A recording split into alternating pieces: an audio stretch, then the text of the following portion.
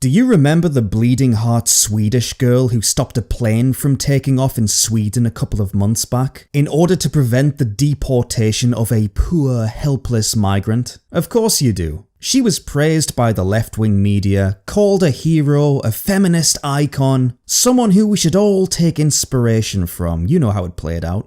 Only afterwards was it revealed that the man she saved was actually an illegal immigrant who had no right to be in Sweden to begin with, who had also served time in jail for serious offences. He was a danger to Swedish society, but hey, that doesn't matter. Who cares about the truth? This girl was stunning and brave. Well, it seems like NPCs around the world, including here in Britain, I'm sad to report, but it's not a surprise, have decided to replicate her self-centered dipshit activism, as recently, on a departing flight from London Heathrow, this happened. Take him off the plane! Take him off the plane!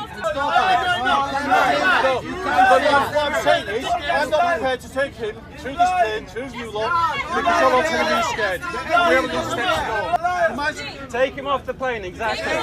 Take him off the plane. Take him off the plane. He says they're separating him from his family. His family is here. Take him out! Take him out of the plane! He says he wants to go off the plane. Good luck.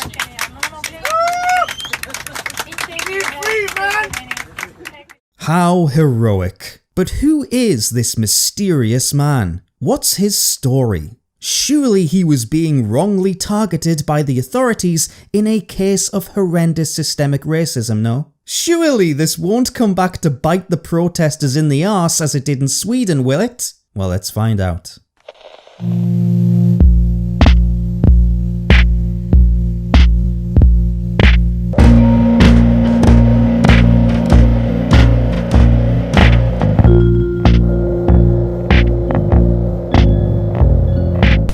Yeah, long story short, this bloke wasn't some poor innocent refugee being unfairly targeted due to the colour of his skin. Oh no. He was actually a convicted gang rapist. Surprise, surprise, didn't see that one coming. That was the reason for his deportation in the first place, and one can only imagine what Mr. Yaqub Ahmed was thinking when he saw dozens of passengers leap to his defence while he was sitting at the back of the plane in handcuffs. Probably something along the lines of, "Silly, silly white people, it'll be your daughters next, thank you very much." That's not all though. Ahmed was a member of a gang where one of his fellow rapists flew off to fight for ISIS in Syria once he was released from a British prison. Thankfully, the bastard was killed a few weeks later, so he won't be missed. The third member of the rape gang, Adnan Mohammed, is still thought to be living in the UK, so that's some good news. But if our friend Yaqub here can be deported, I'm sure we can also make arrangements for him to be shipped out as well. What do you think?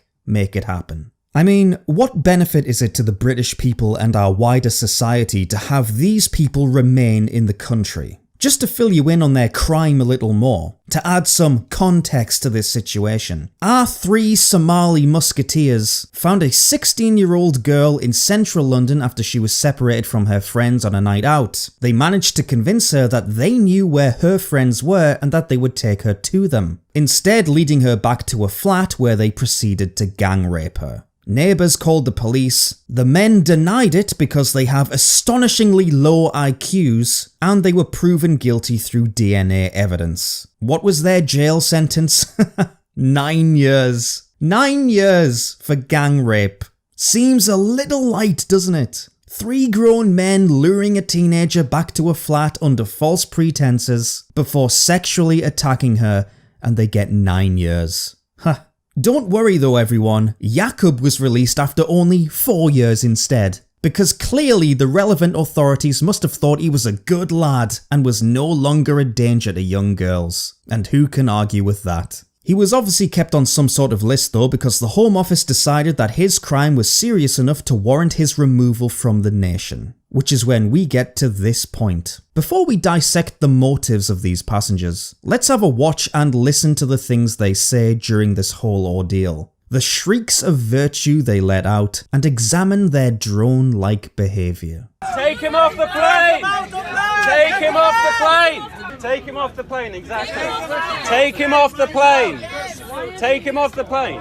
Members of the crowd almost begin chanting the phrase, "Take him off the plane! Take him off the plane!" Whatever happened to manners, eh? A please would be nice. But seriously, this tells us a lot. This is a demand, not a request. These entitled freaks actually think that if they shout the same thing over and over again, an official government body needs to do what they say. Here we see the white liberal women, all with the same gormless facial expression, nodding in compliance with the demand. Yes, there's a good liberal white woman. At no point do they ever stop and ask themselves why this must be done, by the way. At no point do they consider that perhaps the man sitting in bloody handcuffs may have done something wrong. But I'll touch on that in a second. Let's see a bit more. You haven't got the authority to.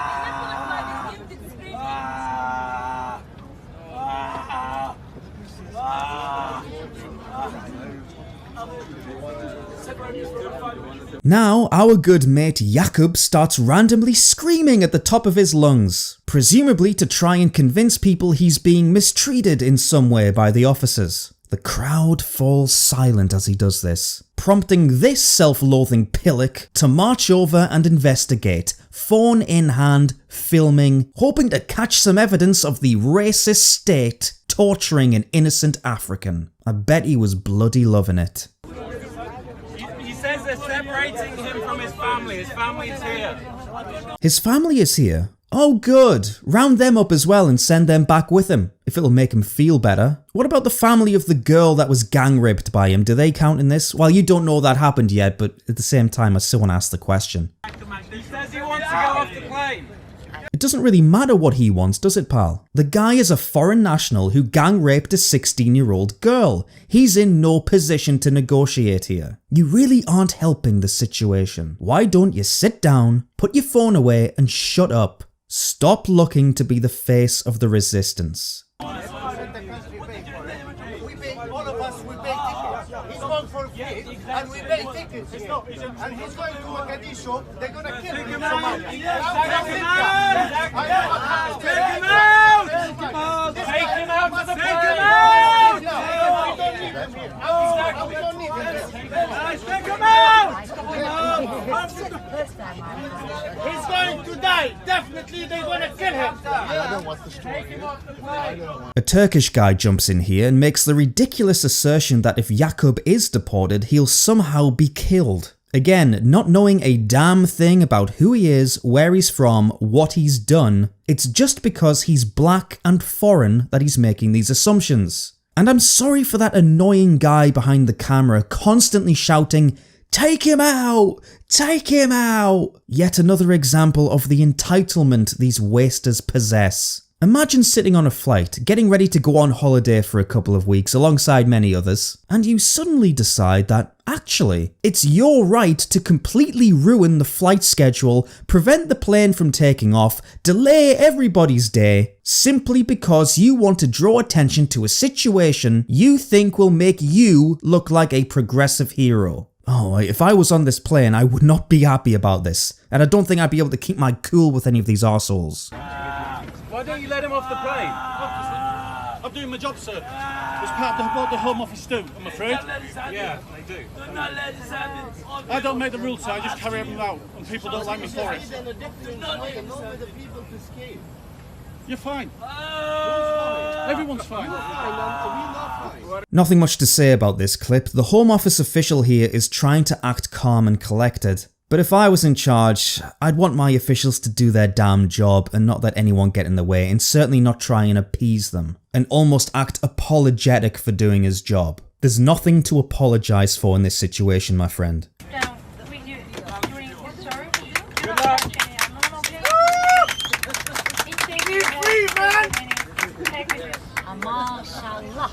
The gang rapist is eventually taken off the flight and the crowd applauds. One guy shouts, "Good luck, mate." Another shouts, "You're free, man." But these people are really applauding themselves. They feel good about what they've just achieved. They feel moral and superior. A victory against the system. I'm sure a few of them would have tried selling their footage to The Guardian or something afterwards. Maybe try to get an interview. They think they are the ones who will usher in the change they want to see. They'll create a society shining with equality. So much equality, in fact, that gang rapists like Jakob will be spared deportation because a group of virtue signalers with no knowledge or insight into his situation will always take it upon themselves to be judge and jury and base their entire worldview on their distorted perception of migrants. There used to be a time, I don't know if you can remember, where if you'd see somebody in handcuffs surrounded by officers, you'd conclude that they had probably done something wrong and were in the process of being punished. Now, the modern left think differently, but only if the arrestee is of an ethnic minority. Now, when they see a man like this handcuffed and surrounded by officers,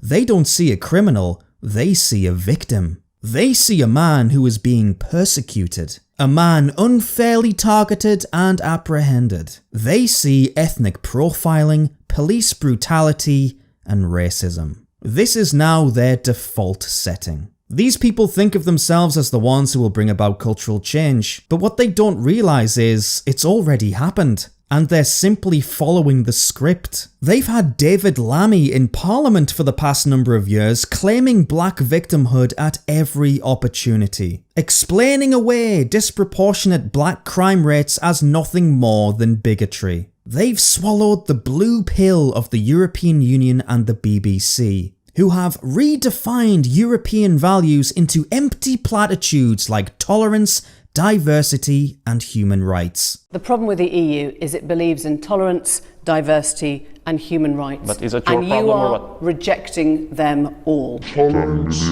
diversity, and have hammered our colonial history over our heads ad nauseum. They've been told that Donald Trump is the next Hitler, that black people in America are heading for nothing but state violence. They've bought into the Black Lives Matter propaganda hook, line and sinker. They are now nothing more than carrier pigeons, delivering these false messages everywhere they go, seeing every given situation through a political lens and choosing to ignore all manner of context. Yes, we truly live in upside down land. It's time to get tough. All I see in this video is complete capitulation from the Home Office in the face of a dozen screeching harpies. This is what should have happened. See if you agree with me. The protesters' demands should have been met with utter rejection. They should have been told that their demands were based on inaccurate judgments, and that the deportation was 100% justified. If the passengers still refused to back down and still carried on in their ridiculous behaviour, one by one, they should have been removed from the plane and arrested for attempting to obstruct official criminal proceedings. This should have been done quickly, efficiently, and without prejudice. Then, our good buddy Jakob the gang rapist, who freely associated with ISIS terrorists, could have been deported as planned and returned to the shithole he came from, never to set foot in our country ever again.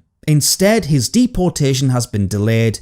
We don't know how long it's going to take for him to leave. It's a mess. Come on, who's with me? Is that a better solution? I think it is. Can I get an upvote? Cheers. I hope all of these people, since learning the truth about this incident, feel utterly embarrassed and ashamed of themselves, although I doubt it. Hopefully from now on they'll be able to check themselves before they wreck themselves and realise that they aren't the children of the revolution, they aren't changing anything for the better. Pathological altruism has caused too much damage already, and we should have no patience for it anymore.